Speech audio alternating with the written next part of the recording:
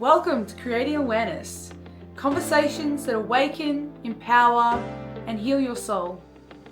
I'm Sarah, and this space is for the deep thinkers, the soul seekers, and the cycle breakers.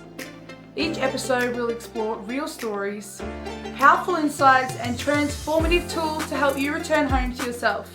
From trauma to self-love, shadow work to soul purpose, here we go beyond the surface together. Welcome, Tasha. Thank you for jumping on to the show. It is so cool to have this podcast happening and to be able to inspire and empower people to see things a bit differently than potentially the rest of the world. So you just made sense to be the first person on the podcast as someone who communicates with people who have passed over. So I think that's a really cool way to start the segment, to really jolt people and get them to sort of see things from a different perspective. So I'm really excited to jump in on this. So tell us a little bit about yourself and maybe what got you into mediumship.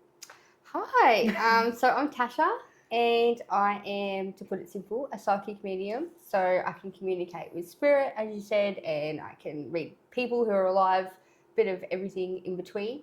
I experienced a really heavy loss, and I feel like with most people, everyone has like one loss that really shakes them. You know, you can go through life having multiple losses, but there's always like one that really rattles things up. Does something to you, and that did something. I was 16, so for 2 years I spent grieving, just, you know, why, all the questions that happens with grief, you know, why couldn't it be me, why, you know what I mean, all that sort of stuff.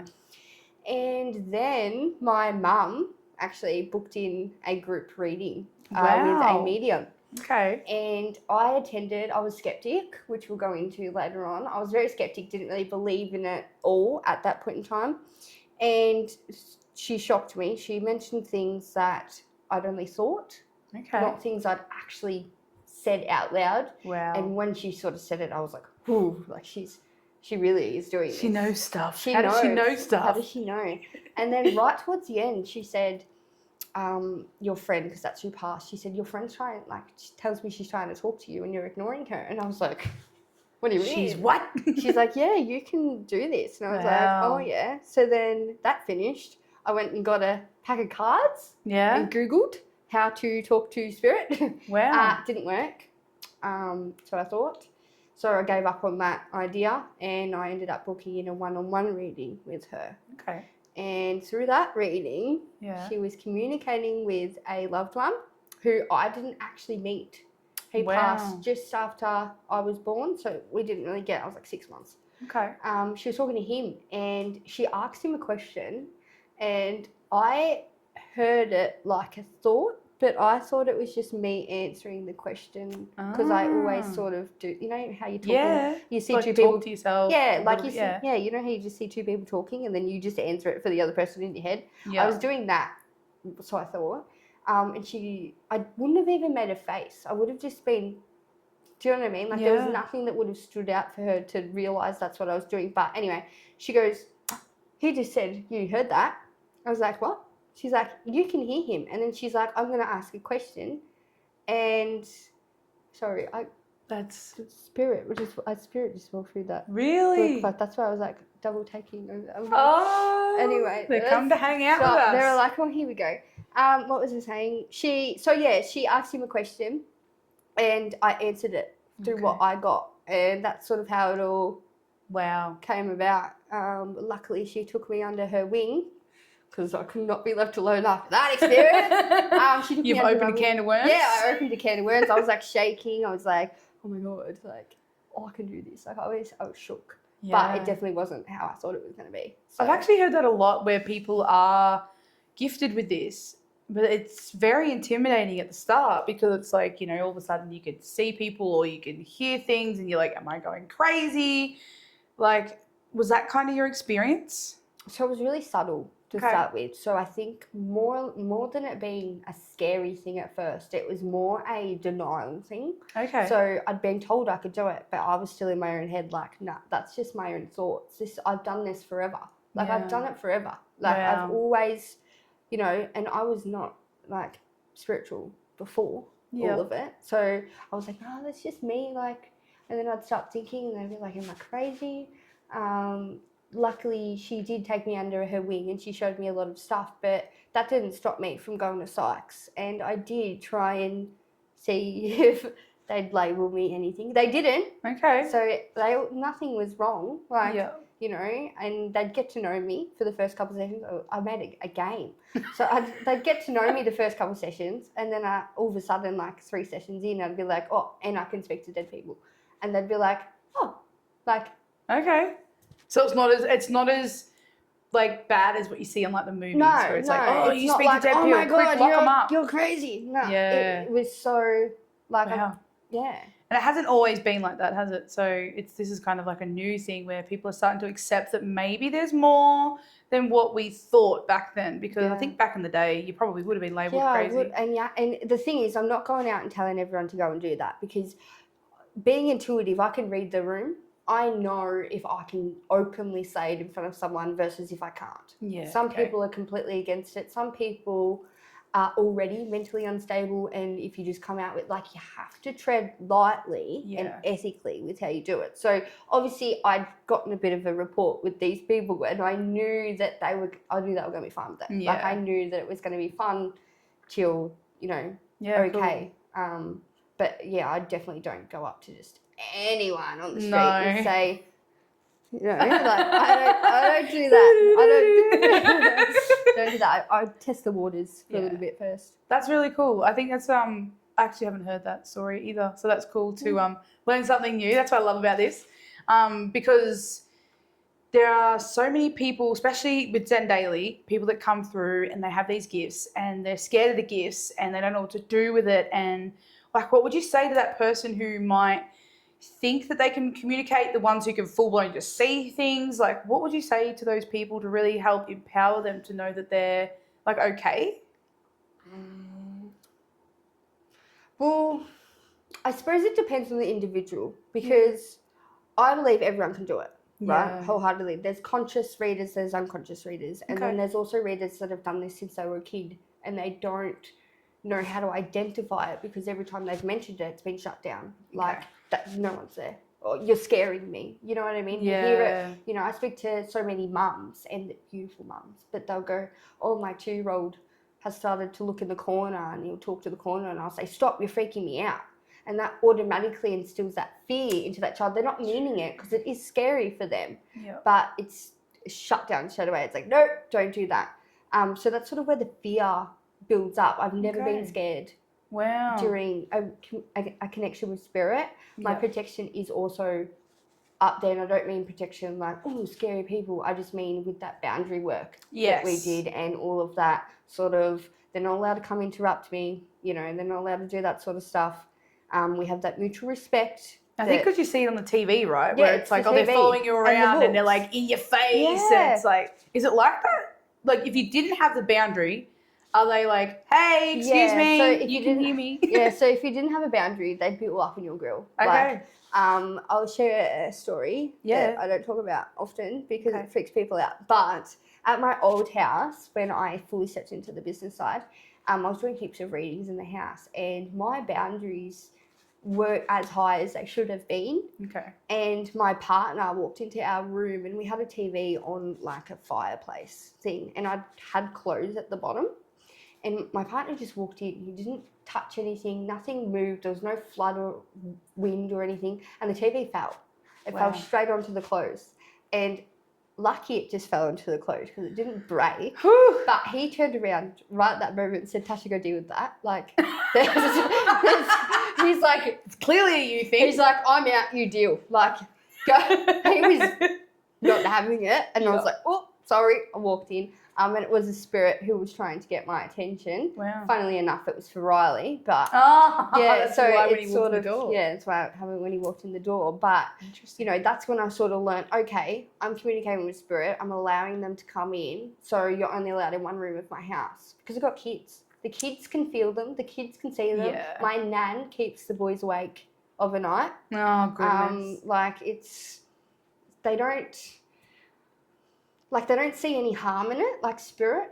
Like they don't, you know what I mean? Is that like, because time's not irrelevant to Yeah. them? So it's like, they're trying to go to bed because they get up to go to kinder or something, but they don't understand that. Yeah, I guess it's just like, yeah, like I just obviously. wanna talk to them. It's innocent. Yeah, like it's not like, oh, I'm gonna, scare the hell out of your kids at night. It's. Could you imagine if they were like? Do you reckon some might be though, like the cheekiness? Look, well, there's so many cheeky spirits. Okay. Like there is actually very cheeky spirits. Yep. Around, and I suppose it just depends on the spirit. Yeah, like if true. your loved one was really cheeky before they passed, they're really cheeky as a spirit. Like they are really cheeky. I've That's cool. connected with spirits that have come and hyped my dog up at night time, and I've been talking to their loved one on a message or something. Like I'm talking to like their loved one and then their spirits in my house at the same time, and they're hyping up the dog, and I'll be like, oh, my dog's getting hyped up.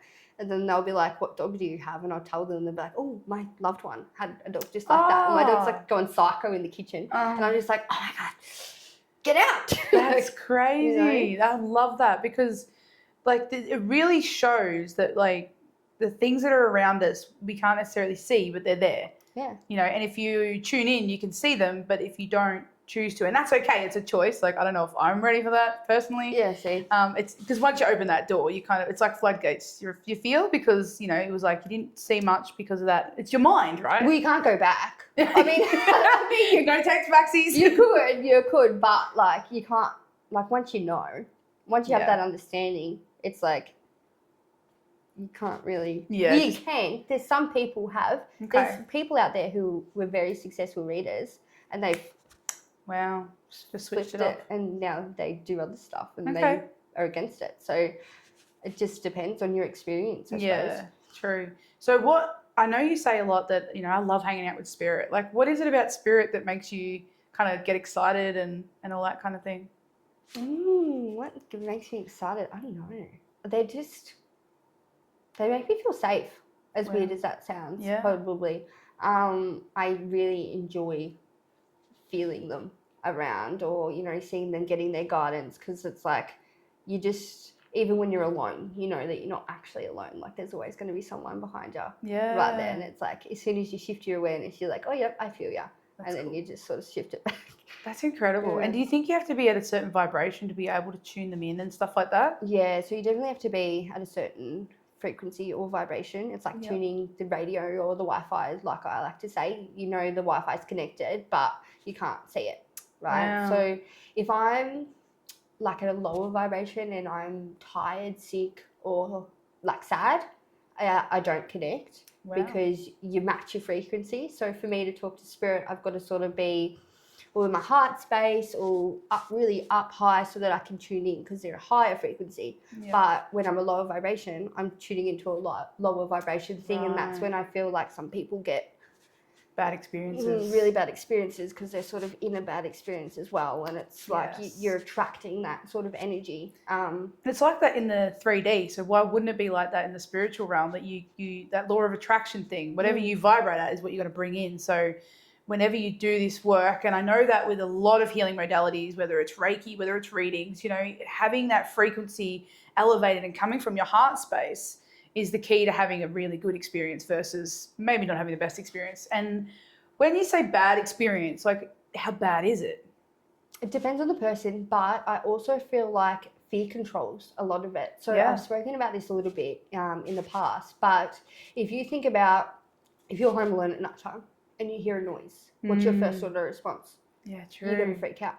You're going to start checking it. And then already you're going to start playing scenarios in your head. There's an evil spirit here. Someone's coming for me. Like, it's really scary. But if it's the middle of the day, there's like 5 people home. You hear that same noise. Are you going to freak out? Yeah, wow. No. So it's all about, and obviously it depends on everyone, depends on their own experiences. But I feel like it depends on what your mind's telling you at that time. That's what makes it scary. Yeah. There's been times at night time when I've finished alive and I've been reading, there's spirit around, and I'll get up and I'll leave. It's like I'll leave my room. It'll be dark, and I'll flick on a light. And as I'm flicking on the light, I'll see a spirit's face, and I'll get like a jump scare. Oh, but it's not the shock. Yeah, it's just the shock of it. You do that if it was a human or your do partner. That. Yeah, you know, like, and it's like I'll see their face really clearly or something. Wow. And be like, oh shit, like that's scary, but it's not scary because I know. But if I didn't know, if I didn't know, that would probably keep me up all night. Yeah, true. That's incredible. And that whole mindset thing, it's so powerful in so many aspects, you know, of life, that whatever you tell yourself will come to fruition. If you tell yourself it's a scary demon and it's going to drag you down the hallway, you know, like the paranormal things, is that even real? Can spirits drag you down a hallway? I don't know, because I don't want to, what's the word? I don't want to shut down anyone else's experience. Yeah, because I know some people have really real experiences. You know, my brother has had really real experiences with spirit when I've not been around. So I don't want to shut that down, but I do feel like when these things happen, it would be really nice to be able to speak to someone actually educated. Yeah. Possibly. Probably not someone that's going to feed into the fear, but from a neutral state. Yeah. So, in the moment, that might have been really scary, but if you can chat to someone and try and siphon it in a really neutral energy, sometimes it'll be completely different to what you first thought it was. It might be something much more simple. I feel like I think it depends, because I do believe that there are lower negative entities and stuff around. Absolutely. It would be wrong of me to completely shut that out when I can't confirm or deny anything anyway. It's good to have that sort of,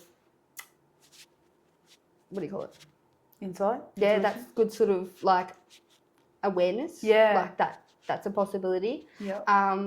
But I feel as though it's like the movies have hyped them up on purpose. The movies have hyped it up a lot, because I also feel like not all the time it's spirit. So if you think about you've just had an argument with your partner, and someone walks into the room and you can sort of feel that energy. Yeah. Okay. So if you think about like all that sort of stuff that goes on, I feel like sometimes it's just that energy, that residue energy that's not being cleared after a few arguments, and it's just getting bigger and bigger and bigger. This is why we sage people or cleanse in whatever way you do it. And I feel the same about all the asylums. Yeah. I don't believe all of it is spirit.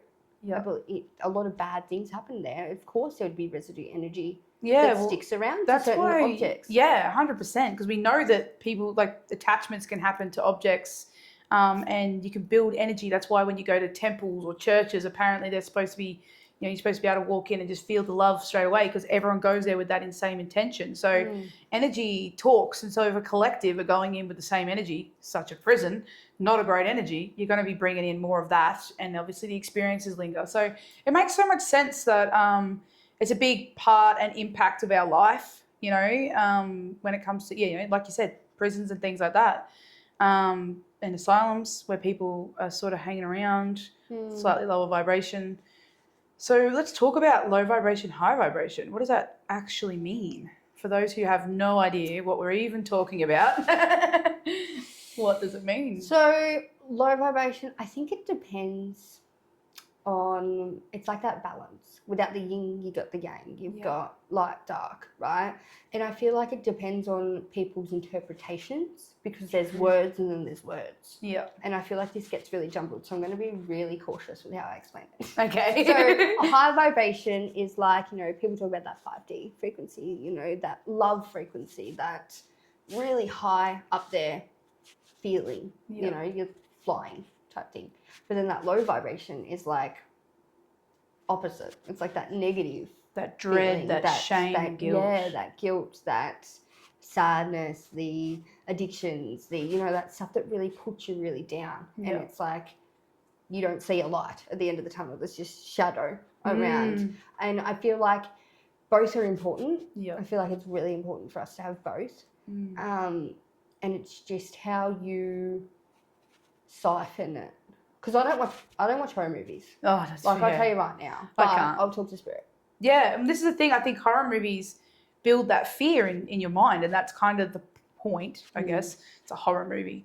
But it literally puts you in that fear state, in that mindset of this is the kind of shit that could happen. And honestly, your reality is whatever you create it. So if you're watching this stuff and you believe that it could happen, then it can happen, because your mind is telling you that. So This is why I'm very cautious of like whatever I consume, whether it is TV, whether it's podcasts, whether it's books, news. I don't watch the news, like there's no point.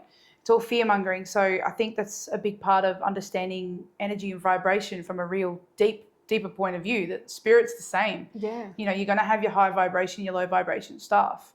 So yeah, I think that's really interesting concepts, this vibration. I don't know. The more I dive into it and the more I talk to different people about it, it's like everyone needs to just learn a little bit more about protecting their energy, setting boundaries, and raising their vibration, because those sort of things are what kind of pivot your life. Like you're walking around, you got no boundaries. Like you said, you have spirit just do whatever they want, and to have a higher vibration, so you don't bring in stuff that's not necessarily wanted or needed.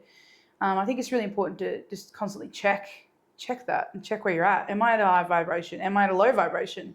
How can I raise it? So I think that's really, really cool. So how long has it been since you've been doing readings professionally? Because I know you've been, obviously, you went on the journey to discovering that you had the gift. When did it get to a point where you were like, you know what, I want to share this with people? Like, what's that desire to want to share it with other people? So obviously I started it off and I was doing free readings everywhere. I wanted to test myself. I wanted to see how far I could go. I wanted to see how much I could get. And I did that for a while. And then I stopped because I had kids. Yeah. So I put the kids first, and I did, readings here or there because I didn't want to lose my gift. So it's not a gift, but, I didn't want to lose the ability. So I kept doing it like two readings a month or something. Okay. To try and keep that utensil moving. And then 2 years ago, I think, I actually opened the page and everything 2 years ago, like only a week ago. It was like the anniversary. Wow, how exciting. But Congrats. I didn't action until like that September. Yeah. I sat on it because I was like, oh, it's scary. It is, isn't it? It's really nerve-wracking to actually... And is it because it was facing complete strangers, or is it the raft you might get, or what was the fear? The fear was still being worried I wouldn't be accepted. Yeah. Obviously, when you come out and say that you speak with spirit or you can predict the future, people... You just have to put on a community notice board. Yeah. All of a sudden, know how people really feel. Yeah. As soon as you sort of do any of that, you're open for people who don't like you. Yeah. And I wasn't at a space where I could confidently do that and not cry. Yeah. Because I've got a really pure heart. So it actually hurt my feelings a lot at the start when people thought I was a con artist, because I was like, no, opposite. Like, I'm doing the opposite. I'm giving it away for free. What am I making money off this? I don't like doing free readings. But at the same time, when you start a business, right, people want to go to like an official business for their readings, right? Yeah. So then that costs money. And then all of a sudden you have to charge, and then people don't like it because you shouldn't be charging. But then it's like, how am I going to do it? And the thing is, with especially this society being in the 3D realm or whatever, like, we understand, even if we don't like that we have to pay for things, we understand that if I have to go to someone for free, then obviously the value is lower. So obviously if you're giving me a free reading, then obviously you're not really very good at it because it's free, right? So I get you get what you pay for. That's what we grew up with, right? The conditioning of, well, you get what you pay for. And it's like, well, it's not necessarily true. We know that. But like, psychologically, from a consumer point of view, to go, oh, well, if she just does them for free online, then who cares? Whereas it's like, oh no, I'm a professional business and I actually charge. It's like, oh fuck, she must be legit. Like, she must actually know her stuff. So it's interesting when you start, because I'm very passionate about humans and how they work. And obviously doing business myself, it's like, I want to give everything away for free as well. And it's like, understanding the psychology behind it devalues you so quickly when you can't, like when you only do free stuff. So to go to do the business is actually helping your credibility. So I'm really glad you got there. What got you there? What got the confidence to actually go, you know what? I think I just bit the bullet, really. And it still scared me. Yeah. The whole process. The whole idea of doing it was still really scary to me. Yeah. But it took off really quickly. And that's how I knew it was right, obviously. It just went, the stars aligned. Everything happened. Just went perfect. Nice. Immediately I was getting bookings. Immediately I was getting, do you know what I mean? Things just started moving. I was getting more confident because more people were coming to me and they were like, wow, you know, Yeah, like and the feedback as well. yeah, like they were like, "Well, you read me like a book," and I was like, "Yeah," like, you know, people would look at me and they'd be like, "Here we go, let's see what happens," and I'd shock them. Yeah. You know, I was giving people better readings than they had in the past, so it was like that confidence sort of started to like fill me. I was like, oh, I can do this. Yeah. I can do this. That's incredible. And so what is it about when you have a client in front of you, besides obviously hearing that you can do it, which is nice, and feeling like you're accepted and it's legit, you know, because we get that, what is it called? Imposter syndrome and stuff like that, right? We'll talk a bit more about that. But what makes you want to do this for people? Like, what do people get out of getting a reading with you? What makes me actually want to do it, and I feel like it's really important to talk about, is your why you do things, because there's obviously great readers out there, but their why isn't there. Yeah. And the whole reason why I actually do it is because I literally didn't believe in this, and I knew how it felt to feel like someone was gone forever. You're never going to see him again. That was it. They were just gone. You know, and then that fear around death too. Like, what happens when we die? Like, is it just over? Like, what's the point? Yeah. Why would we do all of this for nothing? Yeah. And, you know, I've spoken through my readings. That's how it started. My why started because I wanted to show people that there was more to it. Wow. I wanted to show that their loved ones are still around. But through the readings, I learnt about how heavy some grief is and how powerful it is when people find out in that moment that it's real. You know, like I'm bringing through that evidence stuff and they're like, wow, like healing happened today. Yeah. Like it just with the word, like it happened. Like I knew.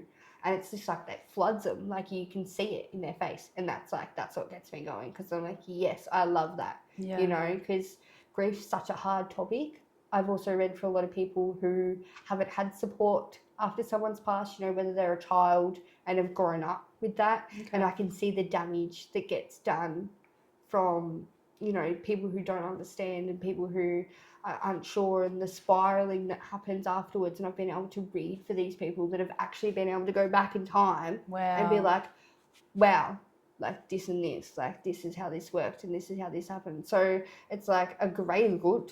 Yeah. You know what I mean? I read for people who wouldn't actually go to a reader.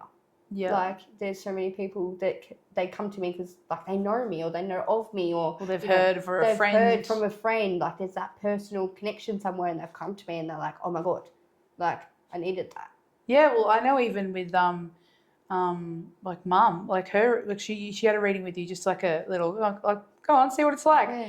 And she's just blown away. And I think it is quite amazing when you can, because you grow up, you're like, what does happen after death? If you grew up religious, it's like, do I go to heaven or hell? Like you got this fear of, well, am I going to make it to heaven? Did my loved one make it to heaven? You know, like all this fear around. Okay? Are they okay? Like, did I say enough at the end? Like a lot of people have regret around, we left on bad terms and things like that. So to have that moment of, you know, they're actually still there, and whatever you regret not saying, say it. Like just say it, and they're there and they're listening and they can take that on. And then to have confirmation, because like, you know, people could say that and you're like, all right, fine, you know, I'm sorry about how things left off.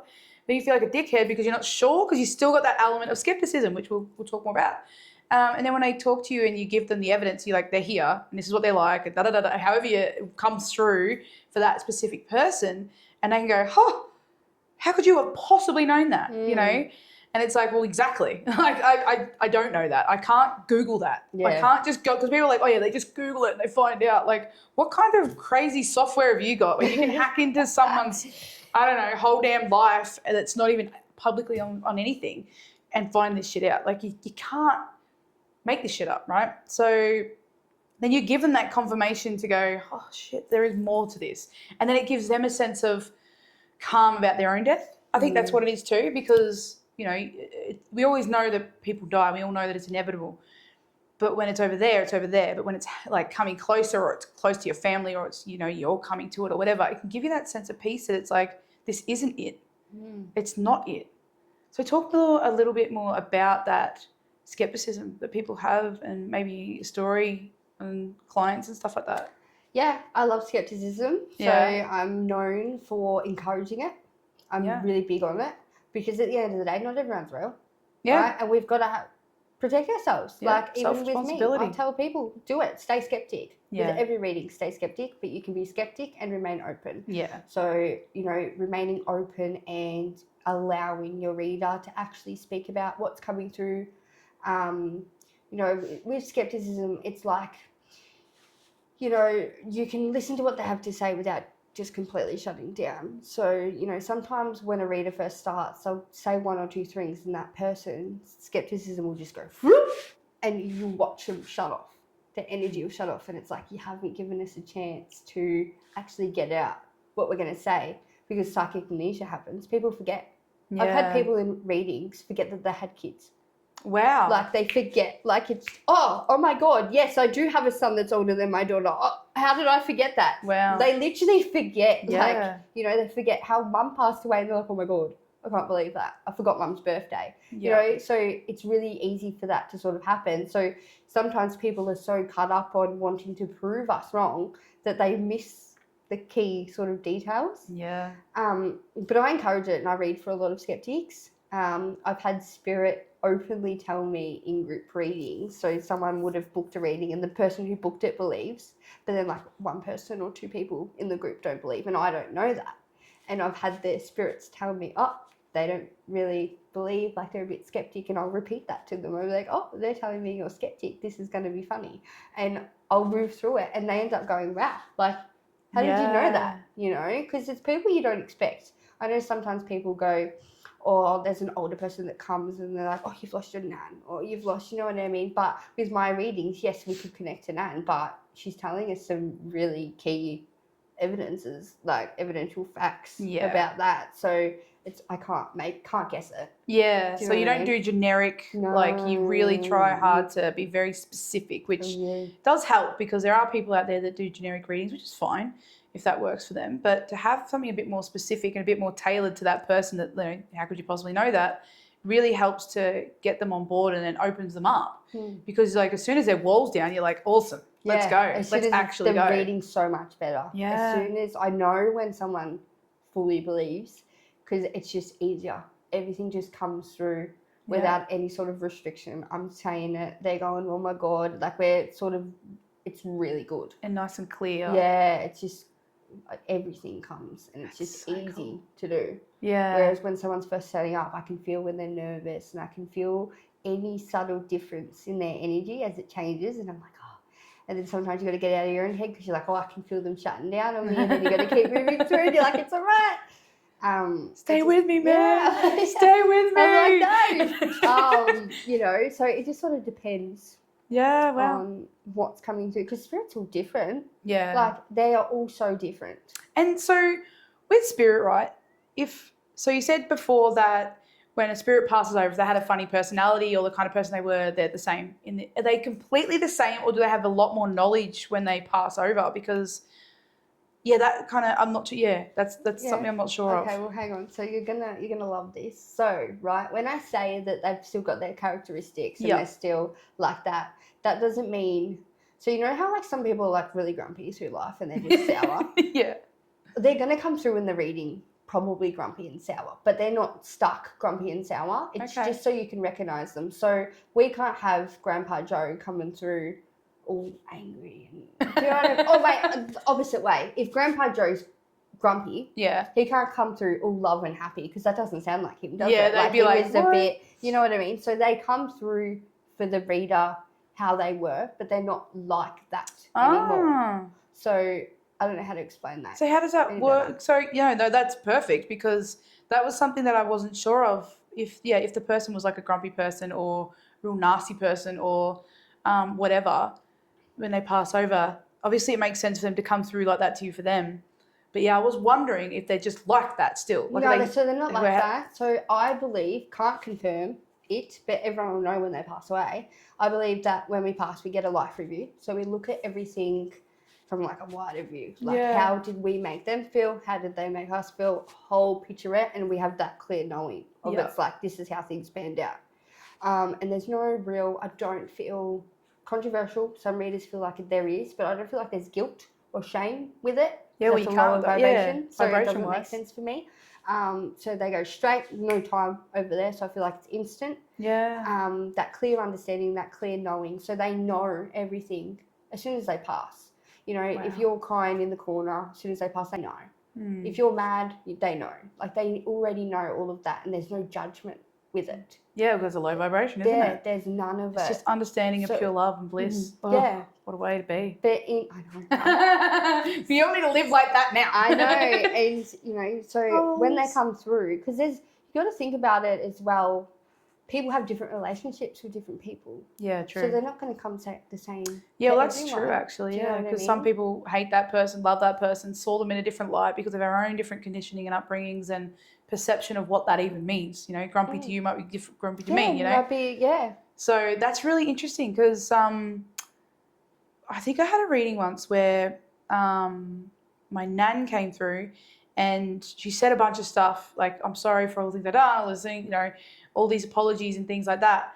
And it was like really nice to hear. And I feel like it's when, I think Jess and I have had this conversation, when you have the concept of heaven and hell, right? So you got the Bible's version of heaven and hell where, whatever, there's lots of different versions of the Bible. Go into that. But anyway, my thought after Jess's, like this is Jess's thought, but I like it, is that heaven and hell is that reflection piece that you talk about.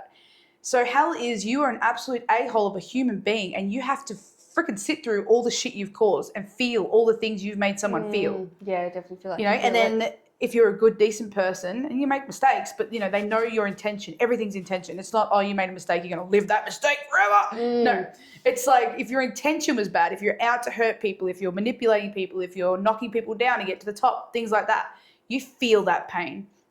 That's hell because obviously it'd be amplified and you'd feel it all really heavily, especially if you were so naive or disassociated, you didn't feel it. So I feel like, yeah, those who did good things, it would feel like heaven because like, oh, you got to reflect on your family and the love that you gave, the love that you received and all that kind of thing. So that's really interesting that you said that because that kind of sort of sets in that whole concept that Jess had of heaven and hell. Yeah, that's what I genuinely feel like it's like, and that's based off all the readings I've done. That's how it comes through. Yeah. You know, they understand where they went wrong. They understand if they really hurt someone, you know, they do come through with a bit of apology and through emotion, you can feel sadness or guilt through the reading. Yeah. But they're not stuck in it. And I know so many people like don't agree with me when they say it because they sometimes want someone to suffer. They're like, no, they're not going to have any peace. I'm never forgiving. No, I don't think you need to.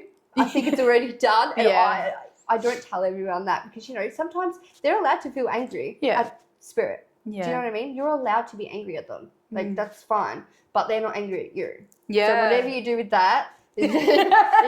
If you want to be mad about it, go for it. If you want to be angry, but they're not angry, and no, they're not trying to trip you over. My nan, I tell you a story. My nan, when she was alive, she shuffled on her feet. She couldn't really walk.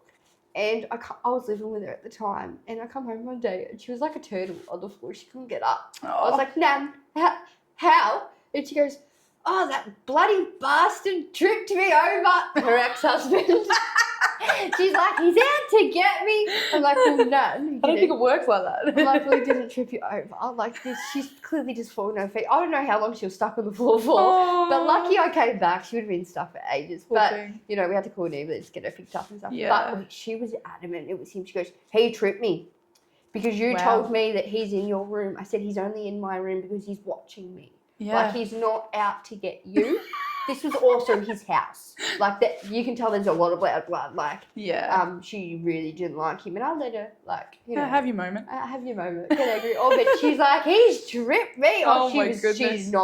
She was not happy, you know. She paid someone to come and cleanse the house. Like, she was not having it, which was really funny. That is pretty hilarious. It was really funny because I knew. I was like, why? I promise you, he's What does not he tripping benefit you from that? over. Like, you know, and a lot of people believe in that. Yeah. Like, they're like, nah, they're out to get me. They're going to haunt me. Or people tell me I'm going to haunt people when I die. And I go, Yeah, I I get that can't wait joke. to watch that. Like, it's not going to how happen. that works. You know, I genuinely don't feel like So that can't it's a happen? thing. I don't feel like it's a thing. Yeah. So What do you Happy think to does be happen? proven wrong, but I don't feel like it's the... So because with spirit, right? Some people say like crossing over and things like that. Like, is that bullshit? Like, do they cross into the light, or is it like, are they stuck here, or is it like we're all actually just here on the same damn timeline? I'd just like to also add to this podcast episode that everything I say is based on my experience. No one else's. Nothing's legit. It's just theory. There is some really good readers, and I'm not discounting them, but they'll say, you know, it takes 3 months for someone to cross over, it takes a year for someone to cross over, it takes time, right? Through my readings, I've connected with someone an hour after passing, Wow. the same day they passed, with strong evidence. I've actually heard someone else say the same thing. I've connected people 10 years, people who didn't even know the people. Like, I've connected that I know it is no time or boundary. Yeah. Nothing's ever shown me that, you know, they got to take time to cross over. But what is this crossover? Well, Like, where are they going? here. People... Like, are they coming back? No, so, like, how do I explain it? I believe spirit's always around. So I don't believe, when I say I'm calling in spirit, I'm going to focus on in spirit now, through a reading. I don't mean I'm going to go straight into heaven, grab them out and bring them back. I mean, they're already here. They were probably already walked in with you. Yeah, okay. Like, but I wasn't acknowledging them. Like, if you imagine the world or the universe and there's like no constraint, because the only difference between us and spirit is we've got a human body. Yeah, okay. That's the difference. Yeah. Right? And they've got obviously a higher knowledge. But we know the higher knowledge if we actually uncover it. Yeah. But you know what I mean? That's pretty much the only difference. So they can be literally anywhere and everywhere at once. So we can have someone here with us and they can be with someone else at the same time because they're not in a body. So I believe the crossing over... Okay. Hang on. We'll backtrack it. Yeah. People are going to really like this. Yeah. Through readings and from my own experience... When you cross over, when you die, let's just say that, when you first die, your loved ones come to get you, right? And I've experienced that myself through watching someone else go through that in-between stage where they're half here, half not. Wow. And their loved ones have come in and I felt it all in the room. Like, oh, wow, this really does happen. Okay. And through readings, I've had spirit tell me that, you know, someone got them. And that's what sort of happened. You know, I've had other people experience and say it. It's a big thing. But essentially what happens is you die, someone comes, you sort of, that's where you go. You got that familiar face, that familiar comfort. Someone you feel and then safe. after that, it's just like the instant knowing. You instantly are able to do, because there's no time, you're instantly able to do whatever you want. You go through that little life review probably as soon as you pass, somewhere along the time. I think it's hard for people to concept because we're based on time. Yeah. And I can't walk through that wall if I don't want to. And I can't close my eyes and end up in Bali if I want to. So I feel like they can do all of that. Wow. So when I say I'm connecting in with them, they're still there. You're just tuning them but to I'm you. just getting them to come to me. That makes so much sense. Thanks for clarifying that, because I've always wondered what this crossover thing was. But it's like, well, maybe the heaven thing is, but it's like, yeah, it's that death to spirit. It's literally the crossover is death to spirit. Is that what you're sort of saying? So you've died and now you're spirit. Yeah. And also, not to discount anyone's religions, I believe in religion. Yeah. I believe in all of them because if you believe it, you create it. So absolutely, when you first pass away, that's probably going to give you the most comfort. Yeah. That's probably what's going to happen. Yeah, if you think Jesus is going to come and take you to heaven, like that. And so many people believe in it. So it would be wrong of us to assume that there isn't a Jesus out there because so many people actually carry that belief and would create it. Absolutely, that would be a thing. So I guess it sort of depends. I've had religious people come to in readings as well. So that's a bit different. It's like that. That's amazing. That's such a cool insight. You know, like I love how deep this has gone and how much I've learnt already just through talking with you, because these are things that, you know, you talk about these things lightly, but to really understand, like you have the advantage of just asking me, like, hey, spirit, like what happens? I know, and they don't always answer me. Yeah. So, you know, sometimes, I guess it depends, because I believe in the laws of the universe, so there's a lot of different ones, and they're like core built into me. You know, some people like learn about them, but it's like I just know somehow. I don't know how that works, but, you know, what was my example there? I've forgotten. That's okay. Hang on. I had an example. Laws of the universe. Come back to me. Tell me more. And what was the law of the universe? Oh, yeah. They're not going to tell me anything I'm not meant to know. Okay. They're not going to tell me things I want to know, but that I probably don't need Like the to know. lottery ticket numbers. Yeah. Actually, funny about that. You're like, let's dive into that, shall we? Actually, I'll tell you a funny story. Okay. About 2 years ago, it was Melbourne Cup Day. I was around a group of people. I said, who's going to win, right? I got the race number and then I got the horse number and I said that. No one believed me because they were like, oh, yeah, right. So no one betted on it, right? Guess what? It won. So the next year, everyone comes to me. They're like, let's Tell go. us, Tasha. They're throwing $20. They're like, tell me. I tell them this number. Horse got drafted. So when people go, oh, you should be rich and, if you're, it's not a part of the laws of the universe. You're not actually meant to use it for sort of that. It's manipulation, I guess. Yeah, it's a bit of like the wrong, ethically, it's probably the wrong thing to do. So it's like, and spirit will trick you with it. Okay. I've heard stories where people have been really intuitive and they've connected and they'll go and do gambling, right? And they'll get a lot of money. And then, they're like, oh, it's working. And they'll get a bit too cocky and they'll throw it all on something and lose it straight away. So they'll trick you. They keep you in check. They keep you humble. Yeah, good. Like there's a big element of, okay, you want to try that, then let's see how far it gets you. You know what I mean? So people just don't do it. Once they learn that lesson the first time, they're like, it's like, all right, fine. let's not do I'm it. still a human. I still have to do this human thing the human way. Yeah, I still have cheat. to like. There's no cheat codes. There's no cheat codes, and it's happened since then, like, because I do it for a laugh now. People know, like, because it's usually like family or friends or something that will ask me and it's a joke. And I'll just be like, oh yeah, I'm going to do that one. And then it's their Russian roulette. Like, whatever happens.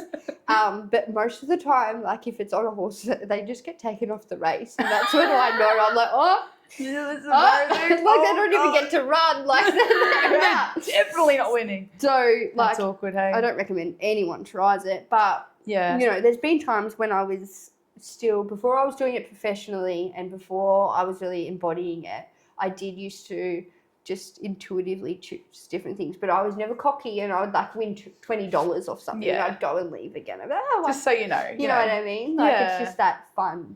Yeah, and we all have that. That's the thing. Like you can intuitively go, I think it's this. Did you know if you go to a casino and you're winning and they think that you get kicked out? Oh, yeah. Well, damn. Like if they have any sort of suspicion that you're doing anything that you shouldn't do, you get kicked out. So they're onto it. So it's a thing, and that's the thing. If a casino will kick you out, you know that it's a legit thing. They do. But it's just that ethics thing, and I think it's really important to talk about that because that is one of the common things. It's very frustrating. It's like, oh well, if you wanted a reading from someone, then why haven't they contacted you? And why? Well, they could just give me the lottery numbers while they're at it. Like, that's the kind of shit you get. And to understand that it's coming back to a humbleness, it's also like a consensual thing. You're not just going to go, all right, well, who needs me right now? Like it's kind of their self-responsibility to go and find someone if they want to connect. It's not you going, all right, I know that someone is going to post on social media saying they needed someone. Better tune in and let them know before they post that. Like, what do they think's going to happen? There's billions of people in this world. And you're supposed to tune into that specific person that posted on the social media platform. That's hilarious. Like Well, technically, we're not even allowed to. Well, yeah. You're not actually allowed, technically. I feel like there's a fine line with it. So technically, you're not meant to advertise yourself. You're meant to allow people to come to you. That law of attraction, we're meant to attract them. How are you supposed to advertise that you do it? But in this day and age, you sort of have to advertise and speak about it because people want that. Yeah. People want to know. Gone are the days where you could just sit in your lounge room, hippie Tasha in the corner of the lounge room, and people are just coming to me because they're friends. There's no social media. They're just talking and they're all lining up. They can't just call me. They've got to knock on the door, But now people want that stuff and you've got to sort of adapt to the times. Like, we're in a very technological world we have to do it with technology. Yeah. And I don't like technology. I don't like posting. I don't like social media. But I need it. Yeah. For, and people go, oh, I'm not going to go to a reader who has social media. And it's like, well, how are you going to find me? Yeah, exactly. We need to Where sort am of I? have that level of trust with each Yes. other. And, you know, I have people, they tell me openly, they're like, I locked my profile before I contacted you, or I Yeah. specifically emailed you on this other account so I knew that you couldn't find me. They tell me openly, and I'm Yeah. chill. I'm like, yeah, do it. Yeah. Like, book under If it a fake helps name. you to feel better, good. Do it. Book under a fake name. I've told people, I go call them daily and tell them your first name and get them to book you in, and then don't communicate with me. Like, that's fine. Yeah. I don't care. Yeah. Like, if it makes them feel like you're not getting the information from somewhere else, it does help, because I know, you know, people in my circle are saying, assholes. Yeah. People do it. They do trick you. They do. So let's talk about these con artists. How do you pick one? Okay. How do you do the self-responsibility thing and find out if you're being that wonderful email you got or text or whatever it was, and the one that I got? So first rule of thumb, and I hate to put a blanket rule over everyone, but to keep you safe, just don't reply to anyone who messages you first. And this is why it gets awkward, because comment. then those ones on the platforms are like, they should be contacting you, but the ones that are con artists. Yeah, so you've got to trick the con artists, really, because they message us too. They do. So just don't reply to anyone who contacts you first, because one, you don't want anyone to be connecting into your energy without your permission first. Your energy is a diary. And I'll tell you right now, to go even one step further, I can tell if someone's connected to someone. I can tell if someone's had a reading. Okay. It's like their energy feels like it's been touched. So I can, even if it's like a great reading, that's fine. I can still tell. So you don't want people to just go willy-nilly into your energy, because sometimes you get like a really pure soul. You're like, oh, you've never had a reading before. I can feel it. Like you can feel the difference. But that's just a side quest. Not everyone can do that, apparently. But yeah, so with the con artists, it's just better not to reply, full stop. Now, I know sometimes people will follow a reader, and then that legit reader gets fake accounts made of them, and, you know, they'll get a friend request, and I think we want to be friends. So to do that, you sort of want to go to the main profile that you follow and check the messages first. But 9 times out of 10, that reader's not messaging you. Yeah, right? yeah. So that's just one way to protect yourself. Second way, probably everyone needs to start learning how to use intuition.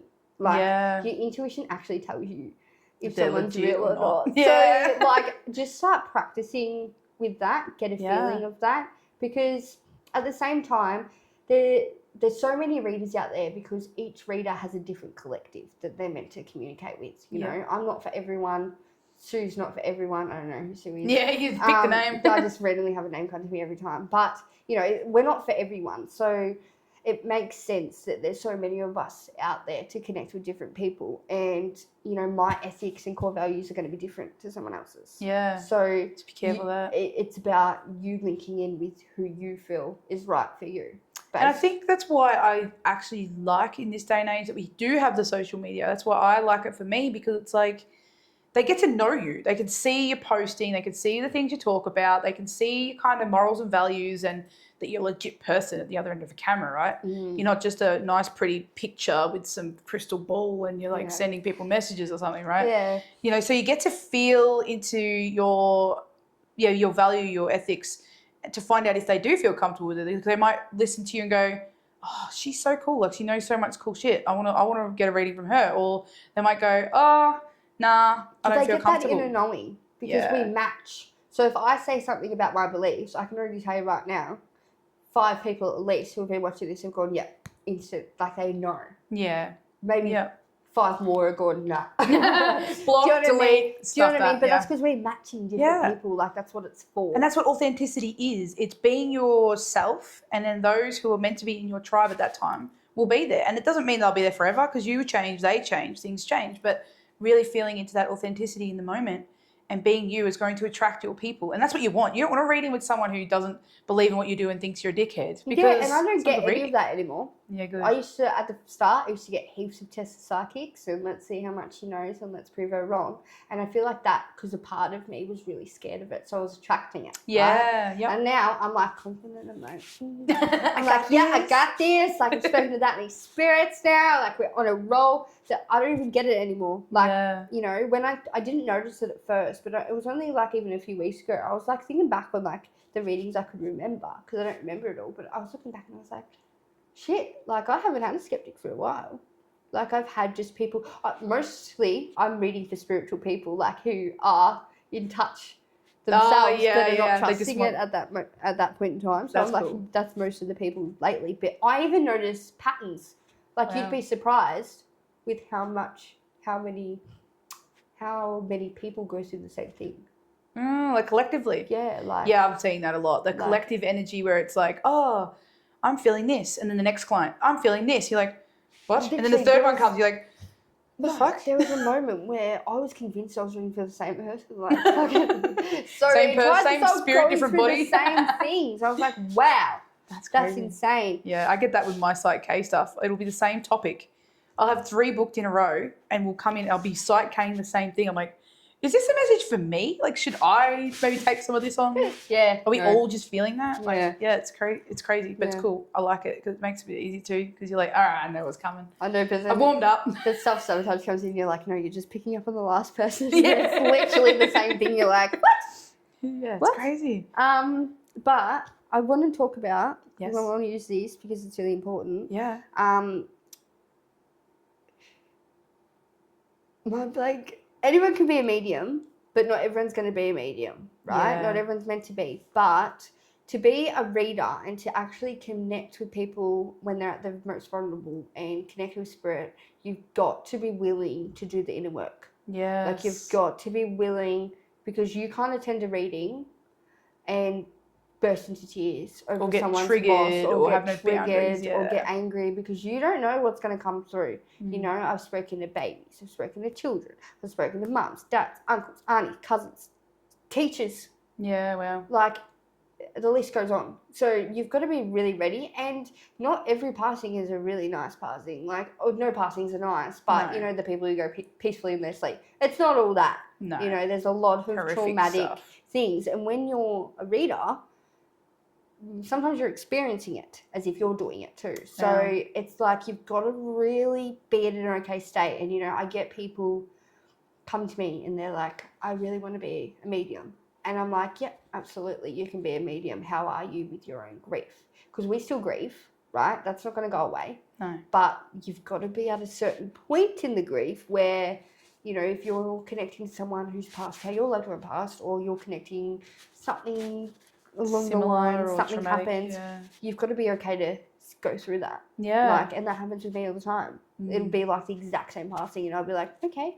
Like, and I'm able to speak through that without croaking. They wouldn't even know. My client wouldn't know that I've experienced something similar because I'm remaining Regulated. professional and I'm not. Yeah, and that's all that emotional work, isn't it? It's like that emotional regulation to be able to take the deep breaths, to be able to know that your nervous system's had a lot of work and you've sort of unpacked all the stuff for yourself, that you're not storing a bunch of things and then adding fuel to the fire for yourself. Because I think the self-responsibility, the self-respect for yourself is really important because, yeah, like you said, you can really hurt yourself. And it won't be worth it if you just come out of every session like an absolute mess. Yeah, like you've got to, and I'm not going to lie, I've shed tears after a reading. Absolutely. Yeah. You hear so many touching stories, so many Yeah. crazy stories, and you've got to really be able to discern yourself from it. Like, you have to. Like, and so many people don't.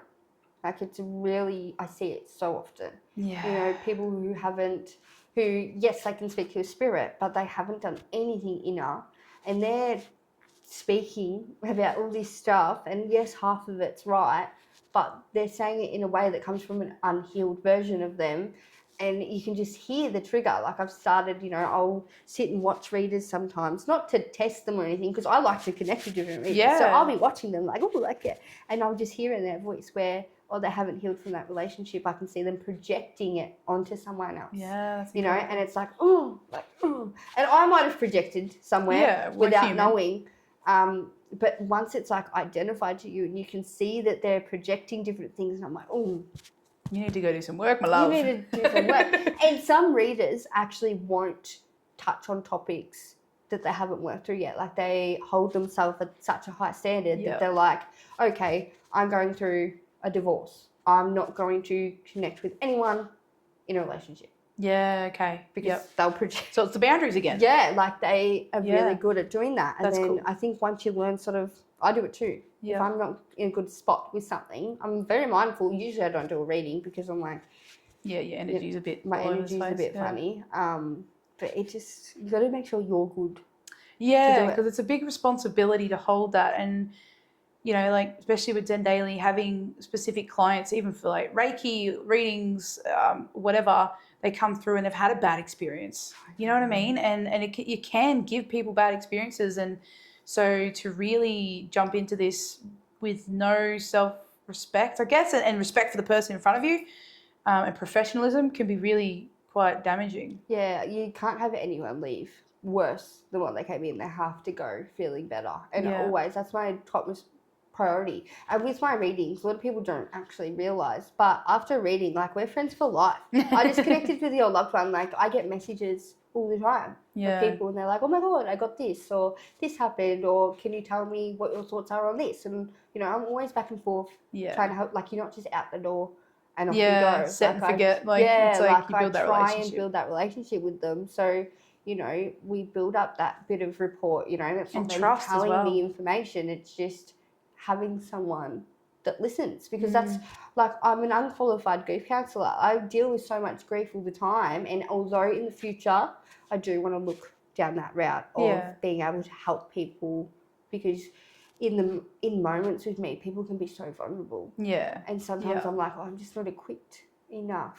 I don't know. You've done your trauma informed, and that's a big part of it. I'm so equipped. I shouldn't say that. I'm equipped, but, you know, sometimes it catches you off guard, and you want to help people more. Yeah. You know, like, you're connecting with people who normally wouldn't speak to anyone about their loss, and all of a sudden they've trusted you enough to start talking. You know, they go, oh, it's been 5,228 days since they died, and, you know, like, literally, like, they bring up, like, it's heavy stuff. And in that moment, sometimes I'm like, I know that I can really help them feel seen and heard through it, but you just don't want to say the wrong thing because you don't know. But then I think intuitively it comes out. Yeah, well, I was going to say, you've got a pretty good team behind you that's probably way more qualified than the piece of paper you might can help. I know, but some people, even in an ethical stance, they're like, oh, you sort of need to do that. But I feel like I've done a lot of it can't hurt, you know what I mean? Like, it's one of those things, it's always good to just not offer it like that, because in an ethical standpoint, I wouldn't be able to, I've already looked into it, I wouldn't be able to do grief counselling and then do readings, like, as a thing. Like, you can't do that. You can. Well, in your own business, you can. Well, ethically, you can't, really. Why? Well, apparently it's not ethical. How? To do that and then do that and then use it as that. It's meant to be just this. But is that like a government thing where the government's sort of trying to hone in on something that could actually be quite beneficial? Yes, maybe. Yeah. But, you know, you got to be mindful of... You'll be mindful of what's watching. Yes. Who's watching. True. So do the right thing. We'll do the right thing. And behave ourselves. Even though, I'll just tell you right now, you have a normal conversation with me, I'm not nearly as good as when I'm into, like, full download. Like, I come out with things and I'm like, shit, I've got to take that. Oh, God, that's happened to me sometimes where it's like, wow, that was really good. Yeah. And I keep seeing. Someone's here? Yeah, someone's here. It's probably someone for me, maybe. They're like, oh, I want to talk to Sarah. It's like, I don't know how to describe it, but you know how some, for people who don't know, there's a glass door and it's got, like, vinyl? Like a tint, a rainbow it's got tint. But you know how, like, you can see someone, like, peek and then they move back? That's what it's been doing this whole time. I can see a shadow peek, like it steps out from the wall, stands there, and then it moves back. And it's like, are you done yet? Okay, like, I'll wait. And then step back. Oh, that's so cute. They're just like, I'll wait. It's my turn in a minute. Every time I look up, it's like, oh, I can see you moving. It's throwing me off because I'm like...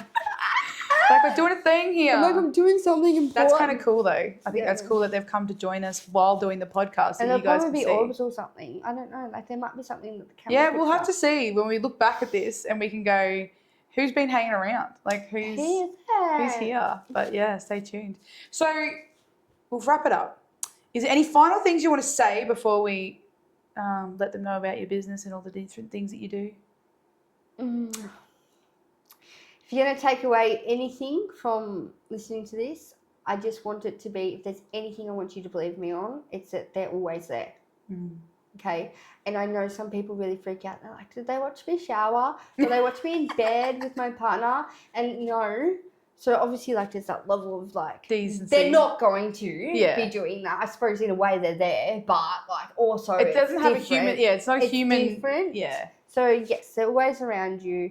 Another thing I just want to mention is sometimes people you least expect are around you as well. Yeah. So you've got to like. Not all readers pick it up, but some readers can pick up people who passed away before you were born, were distant. I've had readings where people have come and sat down with me and I've connected with their partner's family and their partner's not even home. So, like, you're just remaining open about who can come through. Yeah, because you don't get to choose. Can you choose? Like, if someone walked in and said, like, I want to talk to my brother or something, can you go, all right, can her brother come through? Like, whatever? Yeah. Like, can you do that? Yeah. Does it always happen or it depends?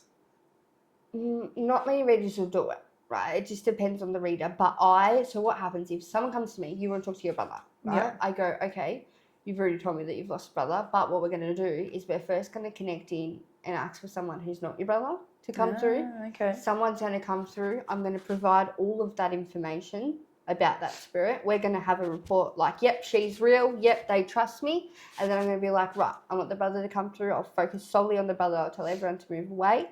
And I'll start bringing the brother through because we've already got that report. Yeah, so you need a strong rapport for it to be very specific. Do you know what I mean? Like, people already trust you, so they're open. Yeah, awesome. Whereas if, someone's saying to me, because some people overshare in a reading, and at first I used to go, no, don't tell me anything, but I don't do that anymore because I was getting feedback saying that people sometimes really want to talk, and I know that spirit will tell me something that they didn't tell me. So, if you want to tell me how your brother passed away and how all this sort of stuff happened first, that's okay because he'll tell me something that we didn't know, right? Okay. It might be a little bit harder for me to find, but we'll get it. Yeah. So that's how I started off. I make sure someone else I didn't know, someone else that they didn't talk about came through first, and then we'll mention who they want to call through. And sometimes it's a little bit difficult, but I'll really focus in, and I'll be like, right, come on, you can do it, don't be shy. And that's how I do readings for people I know. That's Not cool. all readers do readings for people they know. I'll read my mum. I'll read my sister. I'll read whoever was willing. Whoever wants a reading, because I did not know everything about everyone. I did not know everything about their relationship, but there's always someone that will come through that have sort of I didn't know. So cool. There's that confirmation, and then I'll read for the person I did know. There you go. Do you know what I mean? Because we've already got that report. That's so cool. Thank you so much. Does that, but yeah. I think it's so important. This has been a really good chat. I've really enjoyed it. So thank you so much.